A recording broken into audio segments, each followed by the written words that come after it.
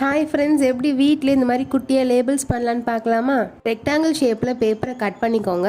உங்களுக்கு எத்தனை லேபிள் வேணுமோ அத்தனை பேப்பர் கட் பண்ணிவிட்டு அதில் இந்த மாதிரி ட்ராயிங் பண்ணிடலாம். நீங்கள் ட்ராயிங் சப்போஸ் வரலன்னா ட்ரேஸ் கூட எடுத்துக்கோங்க. நான் இந்த மாதிரி ட்ராயிங் வரைஞ்சிருந்தேன். இதுக்கப்புறமா பிளாக் பென் வச்சு நம்ம அவுட்லைன் கொடுத்துடலாமா? இப்போ பாருங்கள், நான் உங்களுக்கு கொடுத்துட்டு காமிக்கிறேன். என்னோடய ட்ராயிங்ஸ் எப்படி இருக்குன்னு கமெண்ட் பண்ணுங்கள்.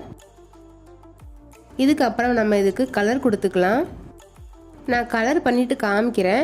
யாருக்கெல்லாம் கலர் பண்ணது பிடிச்சிருக்கு இல்லைனா பிளாக் அண்ட் ஒயிட் பிடிச்சிருக்குன்னு கமெண்ட் பண்ணுங்கள்.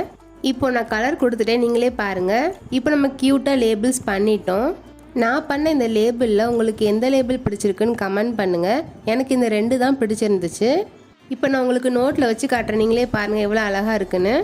நீங்கள் இதை கம் வச்சு கூட ஒட்டிக்கலாம். சப்போஸ் உங்களுக்கு நேம் எதுவும் அழியும்னா நீங்கள் செலோ டேப் மேலே ஒட்டிக்கோங்க, அது அழியாது.